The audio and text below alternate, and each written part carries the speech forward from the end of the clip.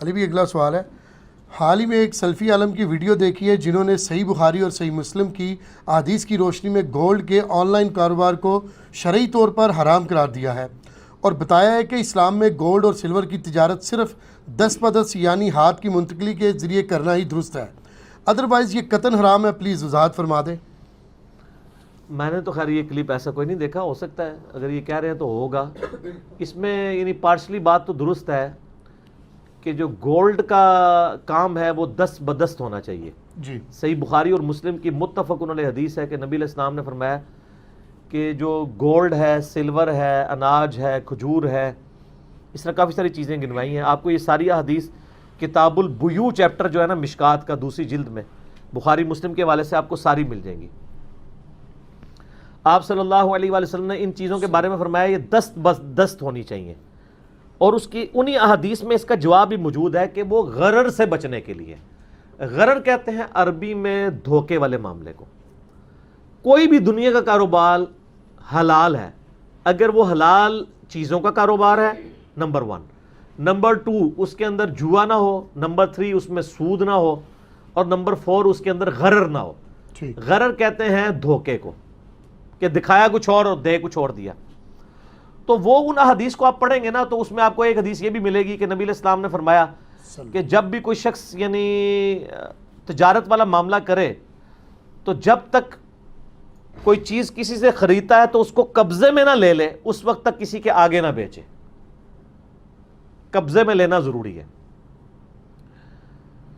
اس کے ساتھ ابن عباس نے خود ہی اس کی حکمت بتائی کہ تاکہ وہ یہ دیکھ لے کہ جو چیز اس نے لی تھی وہ وہی نکلی ہے یا نہیں، یعنی مراد یہ کہ دھوکہ تو نہیں ہوا۔ جی اور اگر دھوکہ نہ ہو رہا ہو پھر قبضے میں لینا کوئی ضروری نہیں ہے۔ لوگ اس کی وجہ سے بھی کہہ رہے ہیں کہ جناب یہ جو لوگ بیچ میں مڈل مین بنے ہوتے ہیں نا کہ جی وہ مارکیٹ سے فون اٹھائے اور ڈائریکٹ کسٹمر کو بھیج دیا، وہ کہتے ہیں وہ قبضہ تو کیا نہیں، ڈائریکٹ بھجوا دیا انہوں نے، ڈاک کا خرچہ، وہ قبضہ کر کے انہوں نے کیا دیکھ لینا تھا؟ سر یہ گورا ہے، اگر وہ آئی فون 5 کہہ رہا ہے تو آئی فون 5 ہی ہوگا، جی دھوکے کا تو کوئی مسئلہ ہی نہیں ہے۔ بالکل صحیح۔ اس وقت ابن عباس کہہ رہے ہیں کہ دھوکے سے بچو۔ دیکھو کہ ایک بندے نے ایک بہت بڑا اگر اونٹوں پہ لدا ہوا قافلہ کھجوروں کا منگوایا ہے، ابھی اس نے چیک ہی نہیں کیا کہ اس میں کتنے % ٹھیک کھجوریں ہیں، کتنے % غلط ہیں، اور وہ آگے کسی کو بیچ دیتا ہے کہ جی یہ اتنے % یہ بڑی اچھی کھجور آئی ہے، خود اس نے دیکھی نہیں ہے۔ تو کھجور میں تو ہو سکتا ہے، آلوؤں میں بھی ہو سکتا ہے، لیکن جو برانڈڈ چیزیں ہیں جیسے گھی کا کسی خاص کمپنی کا ڈبہ ہے اور وہ یعنی پاکستان کی جو فوڈ اتھارٹی ہے اس سے اپرووڈ ہے، وہ آپ پاکستان میں کہیں سے بھی لیں وہ صحیح ہوگا۔ جی اس کے لیے تو نہیں میں نے قبضہ کرنا ہے اور پھر آگے بیچنا ہے۔ اگر میں مڈل مین ہوں، میں کراچی کمپنی سے خریدتا ہوں اور پشاور بھجوانا ہے تو میں پہلے یہاں رہوں، اس کو ایک ایک کو کھول کے چیک کروں، کھول کے میں کیا کڈاں گا بیچوں، وہی نکلے گا جو ہے، جی ٹھیک ہے نا۔ اور کھولنے میں سیمپلنگ ہی کر سکتا ہوں، سارے ڈبے تو نہیں کھول سکتا، وہ بکیں گے ہی نہیں۔ 100 میں سے ایک ہی کھول کے دیکھوں گا نا بیچ میں گھی ہے یا کچھ اور تو نہیں ہے۔ تو کمپنیوں کا تو ایسا معاملہ تو برانڈڈ چیزوں کے لیے تو چیز ہے ہی نہیں ہے۔ یہ خام خواہ مطلب جو ہے نا وہ سلفی علماء نے ہنگامہ اس طرح کے معاملات کے اوپر کھڑا کیا ہوتا ہے۔ دین کی فقہ کو بھی سمجھیں۔ بخاری مسلم میں حدیث ہے، نبی علیہ السلام نے فرمایا اللہ تعالیٰ جس کے ساتھ بھلائی کا ارادہ فرماتا ہے اسے دین کی فقہ عطا فرما دیتا ہے، اور دیتا اللہ ہے، میں تو صرف تقسیم کرتا ہوں۔ یعنی دین کا علم اللہ دیتا ہے، میں تقسیم کرتا ہوں۔ وہ جو بریلویوں نے آخری حصہ پکڑا ہوا ہے، اللہ دیتا ہے میں تقسیم کرتا ہوں، کہتے ہیں رزق بھی نبی علیہ السلام دے رہے ہیں۔ حالانکہ اس پہ امام بخاری نے باب باندھا ہے کہ دین ظاہر دین تو نبی نے سکھانا، اس میں تو کوئی شک ہی نہیں۔ تو وہ غرر کو اوائڈ کرنے کے لیے تھا۔ اسی طریقے سے بخاری مسلم میں کوئی شخص ایسا نہ کرے کہ 2 کلو ردی کھجوروں کے عوض یعنی 1 کلو اچھی کھجوروں کا سودا کر لے کہ مجھ سے یہ 2 کلو ردی کھجوریں لے لو اور مجھے 1 کلو اچھی والی کھجوریں دے دو۔ اس طرح نہ کرے، بلکہ ان 2 کلو کو بیچے، پہلے اس سے رقم حاصل کرے، پھر اس رقم سے وہ خریدے۔ کیوں؟ اس لیے کہ اس میں غرر اوائڈ ہو جائے گا۔ آپ 2 کلو کھجوروں کی جو قیمت سمجھ رہے ہیں ہو سکتا ہے وہ اس کے 1 کلو کے برابر نہ ہو، اس کے ساتھ زیادتی ہو جائے۔ جی تو جنرل رول بنا دیا گیا اس کو آپ بیچیں اور پھر یہ والا معاملہ کریں، اس کے بدلے میں نہ کریں۔ اجناس کے لیے تو اسپیسیفکلی کہہ دیا۔ باقی یہ جو سونا چاندی کا آن لائن کاروبار ہے، وہ آن لائن کاروبار سونے کے بدلے سونا ہو بھی نہیں رہا ہوتا، وہ تو ڈالر کے بدلے ہو رہا ہوتا ہے، تو جنس بدلی ہوئی ہے۔ اس وقت بھی جو سونے کا ریٹ ہے وہ ڈالر کے ذریعے نکلتا ہے، حالانکہ سونے کے ذریعے ڈالر کا ریٹ نکلنا چاہیے اصولاً، کیونکہ اصل تو کرنسی سونا ہے نا جی۔ پرانے زمانے میں جو کرنسی ہوتی تھی، کرنسی نوٹ سے پہلے، وہ سونے کے جو سکے تھے ان کو دینار کہتے تھے اور چاندی کے سکوں کو درہم کہتے تھے. وہ جو سکہ ہوتا تھا اس کی انٹرنسک ویلیو وہی ہوتی تھی جو اس کی فیس ویلیو ہوتی تھی. فیس ویلیو کے اس کے اوپر لکھا ہوا ہے کہ یہ 1 دینار ہے سونے کا, اور پھر وہ اس کا جو وزن ہے نا, اس وزن کو آپ تولے تو وہ اتنا سونا اس کے اندر موجود ہوتا تھا. اب اگر میرے پاس 5000 کا نوٹ ہے تو آپ نوٹ کے اوپر آپ دیکھیں لکھا ہوتا ہے کہ اسٹیٹ بینک آف پاکستان حامل حاضہ کو مطالبہ پر ادا کرے گا. ایڈی مشکل اردو لکھی ہوتی ہے. وہ تو مطلب کیا ہوتا ہے کہ یہ تو ایک اسٹیٹ بینک آف پاکستان کا سرٹیفکیٹ ہے نوٹ کی فارم میں. حامل حاضہ کو جو یہ 5000 کا نوٹ پوزیس کرتا ہے, جس کے پاس ہے, اس کو مطالبہ پر ادا کرے گا. یعنی اگر وہ اسٹیٹ بینک آف پاکستان سے کہے کہ میں آپ کے اس نوٹ کو نہیں مانتا, آپ مجھے اس کے بدلے گولڈ دیں, ویسے گولڈ کو نہیں دے سکے گا, زیادہ ہی نوٹ چھاپ رہے ہیں, تو وہ ادا کرنے کا پابند ہے. ٹھیک ہے, حامل حاضہ کو مطالبہ پر ادا کرے گا, یعنی ویلیو اس کی گولڈ کے ایکویلنٹ ہے. اب تو یعنی چاندی تو ختم ہو گئی ہے, ابسلیٹ ہو چکی ہے.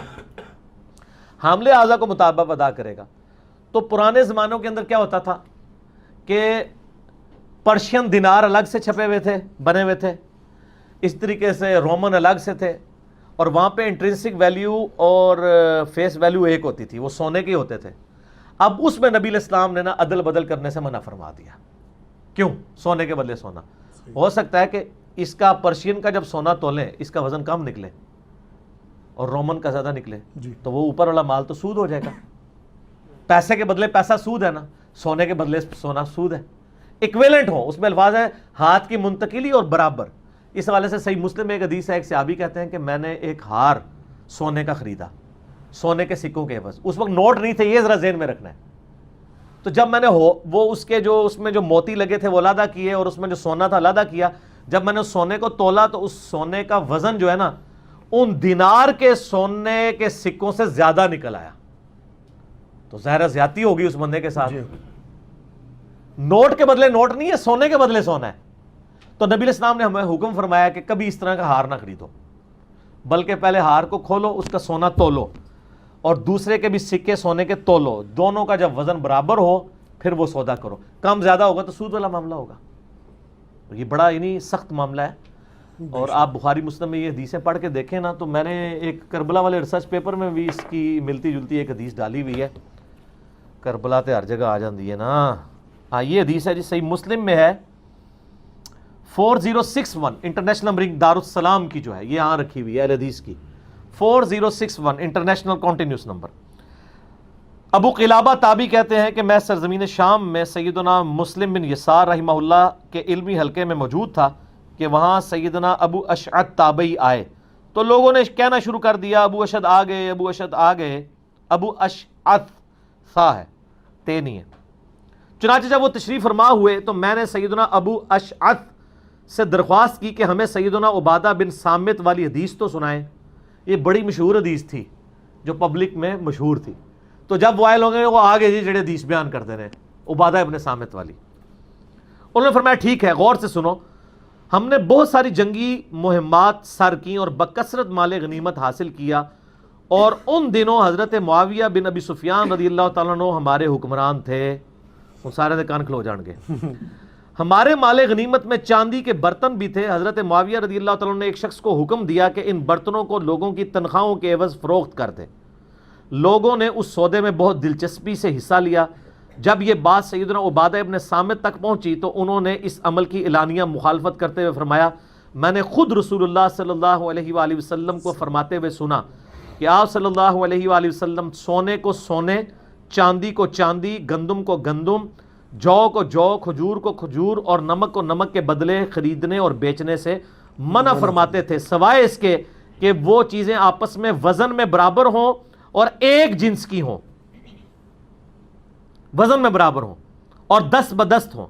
لہذا جس نے لینے یا دینے میں وزن کی کمی بیشی کی اس نے سود کا ارتکاب کیا. حضرت معاویہ نے کہا بھی وہ کسی کی مثلا فوجی کی تنخواہ ہے نا 10 دینار, تو انہوں نے کہا یہ مال غنیمت میں کچھ چاندی کے برتن آئے ہیں کچھ سونے کے, تو اندازے نال چک لو وہ کوئی ایک برتن, تو ایڈا کون نیک ہوئے گا کہ 10 دینار ہے تو ایگزیکٹلی 10 دینار کے سونے کے برابر ہی سونے کا برتن اٹھائے گا. اگر اٹھا بھی لے جب تک تولے گا نہیں تو پتہ چلے گا. تو لوگوں نے یہ اس میں الفاظ لوگ بڑے خوش ہوئے کہ چلو جی لایا دا لانے امت کا فتنہ مال تو ہے نا. جامعہ ترمذی میں حدیث ہے ہر امت کا کوئی فتنہ ہے, میری امت کا فتنہ مال ہے. بخاری مسلم میں حدیث ہے آپ نے آخری خطبہ جو اپنی وفات سے 1 مہینہ پہلے دیا غزوہ احد کے شہداء پہ نماز جنازہ پڑھ کے, اس میں کیا الفاظ ہے؟ مجھے خطرہ نہیں تم میرے پاس شرک کرو, مگر مجھے خطرہ ہے کہ تم دنیا کے مال میں پھنس جاؤ گے, ایک دوسرے کو قتل کرو گے جس طرح اگلوں نے کیا, اور تم بھی تباہ و برباد ہو جاؤ گے جس طرح اگلے. یہ حدیث بھی میں نے اس کے شروع میں لکھی ہے اور یہ اسی کی تشریح حدیث کی روشنی میں ہو رہی ہے کہ کون دنیا کے مال میں پھنسا ہے. اچھا, اب عبادہ ابن صامت جو تھے وہ انہوں نے وہاں پہ لوگوں نے جب انہوں نے کہا کہ یہ تو سود ہے, میں نے خود نبی علیہ السلام سے سنا, چنانچہ یہ سن کر لوگوں نے خریدے ہوئے وہ چاندی کے برتن واپس لوٹا دیے. اللہ اکبر. یعنی وہ فوجیوں کو تو شرم آ گئی کہ یار یہ ہم سودی کام کر رہے ہیں. جنہوں نے اٹھائے تھے دوبارہ مال غنیمت میں کہ نہیں بھائی اس کو تولو, پہلے جتنی تنخواہ بنتی ہے اتنی دو, یہ اندازے سے نہیں ہے. جب یہ خبر حضرت معاویہ رضی اللہ عنہ تک پہنچی تو انہوں نے بھی خطبہ دیا اور کہا کہ ان لوگوں کو کیا ہوا ہے کہ رسول اللہ سے ایسی حدیثیں بیان کرتے ہیں جو ہم نے نہیں سنی, حالانکہ ہم بھی تو حضور کی مجلس میں رہتے تھے. انہوں نے حدیث ماننے سے انکار کر دی. آپ اندازہ کریں, حالانکہ یہ بالکل فتح مکہ میں مسلمان ہوئے ہیں, کتنی صحبت کی ہے, 1.5 سال, اور وہ سینئر صحابی ہے عبادہ ابن صامت. اب وہ کہہ رہا ہے میں نے خود حضور سے سنا, وہ کہہ رہے ہیں میں نہیں سنا. بھائی آپ نے نہیں سنا تو اس کا یہ مطلب نہیں حدیث ہی نہیں ہے. یہ تو اسی طریقے سے ہم آپ کہتے ہیں قرآن میں لکھا ہے, آپ کہ نہیں میں نے تو سنا ہی نہیں ہے, تو قرآن پڑھ لو نا. سینئر صحابی ہے, اور باقی لوگوں کا ایٹیچیوڈ کیا ہے, وہ ڈر گئے, ان کو پتا تھا یہ سینئر صحابی ہے, یہ بات کر رہا ہے. یہ الموطا امام مالک میں سنن نسائی میں بھی ملتا ہے. یہ پھر شکایت حضرت عمر تک پہنچی, حضرت عمر نے پھر حضرت معاویہ کو بڑا ڈانٹا اور کہا کہ میں تمہارے ساتھ سینئر صحابہ اس لیے اٹیچ کیے ہیں کہ تمہیں دین کے معاملات میں مسئلے نہیں پتہ ہیں, تم خود سے نہ ڈیسیژن کر دیا کرو, ان کو ساتھ لے کے چلو. ٹھیک ہے, یہ حضرت عمر کے دور خلافت کا ایک یعنی تھا معاملہ. اچھا, اس حدیث میں پھر حضرت معاویہ نے خطبہ دیا اور کہا کہ ان لوگوں کو کیا ہوا ہے کہ رسول اللہ سے ایسی حدیثیں بیان کرتے ہیں جو ہم نے نہیں سنی, حالانکہ ہم بھی تو مجلس میں رہے ہیں. حدیث پر یہ اعتراض سن کر سیدنا عبادہ نے پھر اعلانیہ وہی حدیث وہاں پہ دہرائی. سر یہ ہے جرت کا کام. جی, جو المستدل الحاکم میں حدیث ہے کہ نبی علیہ السلام نے فرمایا کہ سید الشہداء وہ ہے, سید الشہداء حمزہ ابن عبد المطلب ہے, اور وہ شخص بھی سید الشہداء ہے جو جابر حکمران کے سامنے کلمہ حق بلند کرے حتیٰ کہ اسے قتل کر دیا جائے. حکمرانوں کے سامنے سچائی بیان کرنا یہ ہر بندے کا حوصلہ نہیں ہوتا. جی, اب یہاں پہ جب حضرت معاویہ نے خطبہ دیا, حالانکہ وہ اس وقت لیڈ کر رہے تھے ان کو, تو حضرت عبادہ وہاں پہ کھڑے ہو گئے. انہوں نے کہا میں نے نبی علیہ السلام سے یہی سنا ہے. پھر انہوں نے بڑے سخت جملے بولے, ہم نے جو رسول اللہ سے سنا ہے اسے ضرور بیان کریں گے, خواہ معاویہ اسے ناپسند کرے, خواہ معاویہ کی ناک خاک آلود ہو جائے.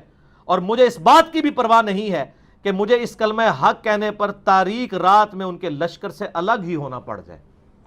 وہ کہہ رہے ہیں میں جنگل بیابان میں ہوں یہاں اکیلا, اور مجھے لشکر سے کوئی الگ بھی کر دے تو میں حضور کی حدیث پھر بھی بیان کروں گا, چاہے معاویہ کی ناک خاک آلود ہو, اور مجھے اکیلا, مجھے جنگل کے جانوروں کی بھی پرواہ نہیں ہے, میں حضور کی حدیث بیان کروں. سبحان. جو آن لائن کاروبار ہوتا ہے نا اس کا گولڈ کا, وہ ڈالرز کے عوض ہو رہا ہوتا ہے, اس کے اوپر اس طرح کا معاملہ نہیں ہے. اچھا, اسی طریقے سے آپ یہ دیکھیں, بعض لوگ یہ بھی سمجھتے ہیں کہ جی یہ مارچا مارا جاتا ہے جو وہ بھی اس میں حرام ہو جائے گا, وہ بھی سونے کے بدلے سونا ہوتا ہے. وہ ایسا نہیں ہوتا سر, سونے کے بدلے سونا ایسا نہیں ہوتا. آپ سونے کا ایک کڑا لے کے جاتے ہیں تو سنیارا کیا کرتا ہے, گولڈ سمتھ اس کو تولتا ہے, تول کے اس کی قیمت لگاتا ہے سر, کہ آج کی ڈیٹ میں سونے کا یہ ریٹ ہے, یہ قیمت ہے. اب اس میں آپ اتنا سونا ڈلواؤ گے تو اتنے پیسے مجھے اور دو گے تو میں آپ کو اس کا موٹے والا کڑا بنا دوں گا, یا ایک چوڑی کی 2 بنا دوں گا. ایسے ہی کرتا ہے نا. تو وہ تو 10 بدس کر رہا ہوتا ہے. مجھے کئی گولڈ سمتھ سنیارے مجھے ملے, ان کا جی ساڑھا تو کاروبار ہی رام ہو گیا ہے, تو وہ تو ہم یہ مارچا مارتے ہیں. میں نے کہا یہ وہ والی چیز ہے ہی نہیں ہے. اس لیے چیزوں کو یعنی تفقع کے ساتھ دیکھنا چاہیے کہ کون سی چیزیں کس طریقے سے, ان کو ویسے ہی لینا چاہیے. ٹھیک ہے, جزاک اللہ.